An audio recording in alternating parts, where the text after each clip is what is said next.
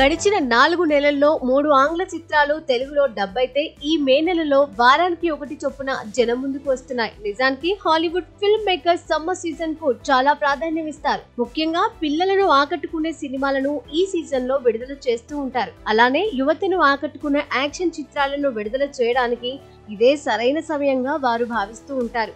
దాంతో హాలీవుడ్ లో రూపుదిద్దుకున్న entertainment and action movies ఈ నెలలో జనం ముందుకు వస్తున్నాయి.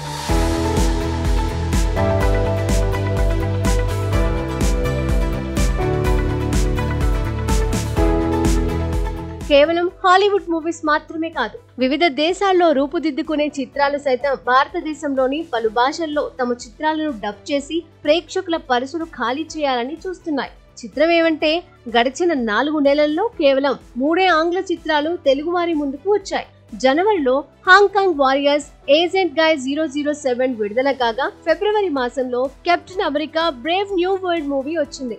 మార్చ్ ఏప్రిల్ నెలల్లో ఏ ఆంగ్ల చిత్రం తెలుగులో డబ్ కాలేదు. కానీ మే నెలకు వచ్చేసరికి ప్రతి వీకెండ్ లోనూ ఓ ఆంగ్ల లేదా హాలీవుడ్ చిత్రం విడుదల అవుతూనే ఉంది.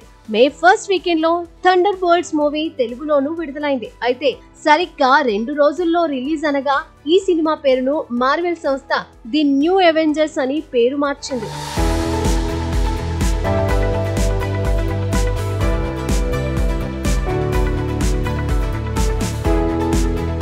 మే సెకండ్ వీకెండ్ లో Japanese movie our dinosaur diary తెలుగులో వచ్చింది. థర్డ్ వీకెండ్ లో ఫైనల్ డెస్టినేషన్ బ్లడ్ లైన్స్ విడుదలైంది. అలానే May 17 Hollywood super star Tom Cruise నటించిన మిషన్ ఇంపాసిబుల్ ఫైనల్ రెకనింగ్ చిత్రం జనం ముందుకు వచ్చింది.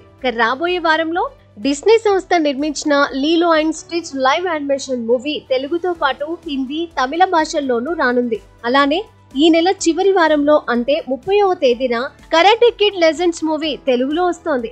ఆ రకంగా వారానికి ఓ ఆంగ్ల చిత్రం చొప్పున ఈ నెల ఏకంగా 6 విదేశీ చిత్రాలు తెలుగు వారిని అలరించే ప్రయత్నం చేస్తున్నాయి.